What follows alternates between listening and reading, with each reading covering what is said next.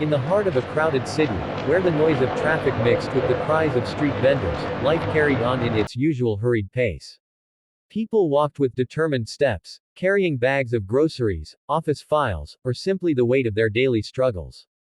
Yet among them sat a man who seemed invisible to most. His clothes were old and torn, his hair gray and unkempt, and his tired eyes reflected both pain and patience. His name was Rahim. Rahim had once been a hard-working man. He used to work as a carpenter in a small workshop, making wooden chairs and tables for families. Life was never luxurious, but it was decent, and he was proud of his ability to provide food for his wife and two children. But as fate often plays its cards unexpectedly, a sudden illness struck him in his early 50s. His hands, once strong and steady, started trembling, and the doctor declared that he had developed a nerve condition that would make fine work nearly impossible. Soon, the workshop owner replaced him with a younger man, and Rahim was left jobless.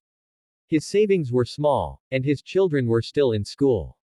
Day by day, survival became harder. His wife tried sewing clothes for neighbors, but it was not enough. Eventually, Rahim found himself sitting near the busy market with an old tin bowl, hoping that some stranger's kindness would help him buy food for the day. Most people passed by without noticing him. Some looked away deliberately, as if poverty was something contagious. Others dropped a coin or two without making eye contact. Rahim never begged with loud words, he simply sat quietly, his dignity intact, his eyes lowered, waiting for someone's heart to soften. One hot afternoon, when the sun scorched the pavements and sweat dripped from the foreheads of pedestrians, Rahim sat in his usual spot, thirsty and hungry. Hours passed, but his tin bowl remained almost empty. Just a few coins rattled at the bottom. His stomach ached with hunger, but more than that, his heart ached from invisibility. Then came a moment that changed everything. A young boy, no more than 12 years old, walked toward him. His clothes were simple, perhaps even worn, but his face carried a light of innocence. He was holding a small packet of bread that his mother had sent him to buy from the bakery. The boy paused when he saw Rahim. Unlike the others, he didn't look away. He stood there for a moment, observing the old man's frail condition. Rahim raised his eyes and saw the boy staring at him. Embarrassed, he quickly lowered his gaze again. But the boy smiled gently. Without hesitation, he tore the packet open, took out 2 pieces of bread, and placed them in Rahim's hands. Rahim's eyes widened with surprise. His lips trembled, and tears formed in the corners of his tired eyes. He tried to say something, but his voice broke. "My son," Rahim whispered, "this was your food. Why are you giving it to me?" The boy shrugged with the simplicity only children possess.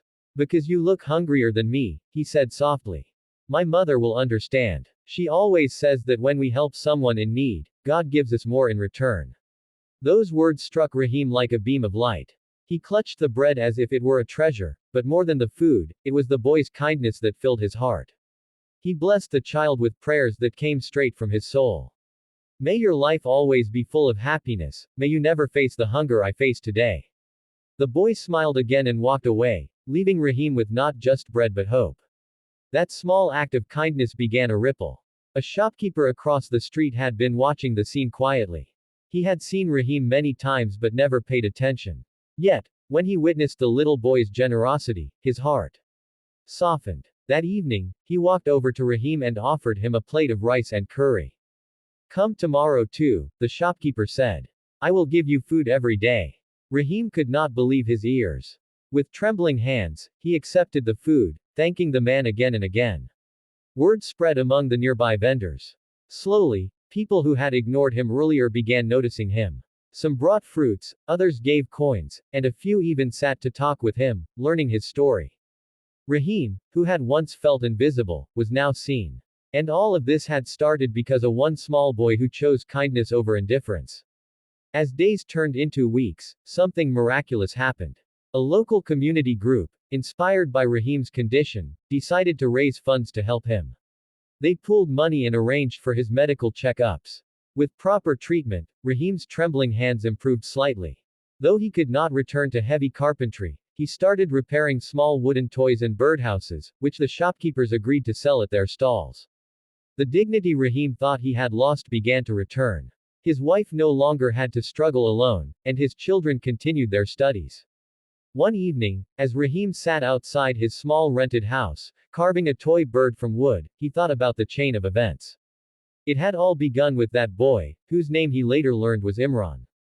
The bread Imran had shared was not just food, it was life, faith, and hope woven together. Years later, when Imran grew up, he became a teacher. Rahim never forgot him. Whenever he met neighbors or children, Rahim would tell them the story, how a small boy's kindness had saved him from despair. And Imran, too, often told his students, never think you are too small to make a difference. Even a piece of bread can change someone's world. The city carried on with its rush, but somewhere in its heart, a quiet miracle of kindness had unfolded.